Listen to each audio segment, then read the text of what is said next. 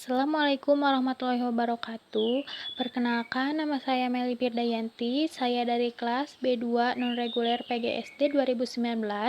Saya di sini akan memberikan contoh media pembelajaran audio. Halo anak-anak, sekarang ketemu lagi dengan Ibu ya.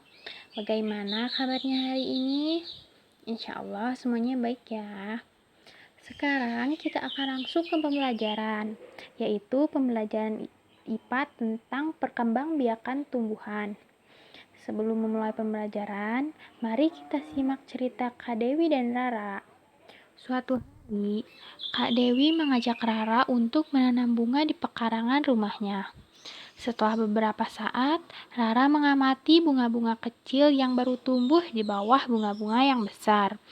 Kemudian, Rara bertanya kepada Kak Dewi, "Kak Dewi, kenapa banyak bunga yang baru tumbuh di sini? Apakah Kak Dewi yang menanam bunga-bunga kecil di sini?" Kak Dewi pun menjawab, "Bukan Rara, ini adalah bunga-bunga hasil dari perkembangbiakan bunga besar ini. Rara tahu nggak kalau bunga dan tumbuhan itu berkembang biak dengan dua cara, yaitu berkembang biak dengan cara generatif dan cara vegetatif. Rara tahu nggak apa itu perkembangbiakan generatif dan vegetatif?" Rara pun menjawab, "Tidak Kak, Rara ingin tahu apa itu perkembangbiakan generatif dan perkembangbiakan vegetatif." "Baiklah Rara, Kak Dewi akan menjelaskan sedikit perkembangbiakan pada tumbuhan sambil kita menanam dan kita juga akan mendapat ilmu.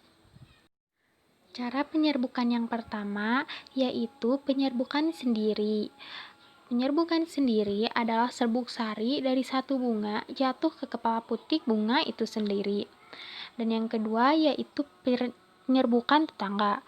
Coba, kenapa disebut penyerbukan tetangga? Ya, benar. Serbuk sari dari bunga satu jatuh ke kepala putik bunga lain, tetapi masih dalam satu tumbuhan. Yang ketiga yaitu silang. Penyerbukan silang yaitu serbuk sari dari satu bunga jatuh ke kepala putik bunga lain yang berbeda tumbuhan, tetapi masih satu jenis. Misalnya sama mawar putih dengan mawar yang merah. Nah, dan yang keempat adalah bastar, yaitu serbuk sari dari satu bunga jatuh ke kepala putik bunga lain berbeda tumbuhan dan berbeda jenis. Misalnya mawar putih ke mawar merah. Penyerbukan dapat terjadi karena bantuan air hujan, angin, manusia, dan hewan seperti kupu-kupu, lebah, kumbang, dan semut. Nah, sekarang perkembangbiakan yang kedua, yaitu perkembangbiakan secara vegetatif, ya, atau tanpa perkawinan atau penyerbukan. Perkembangbiakan vegetatif terjadi tanpa perkembangbiakan, yaitu calon individu baru terbentuk dari bagian tubuh induknya.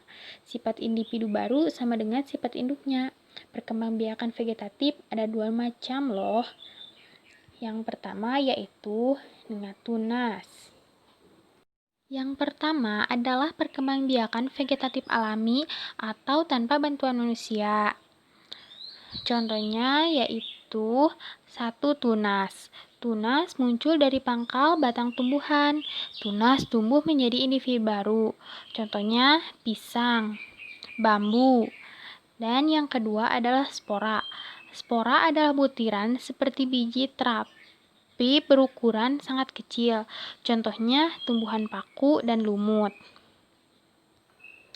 Contoh yang ketiga adalah umbi batang. Mata tunas muncul pada umbi batang dan tumbuhan menjadi individu baru.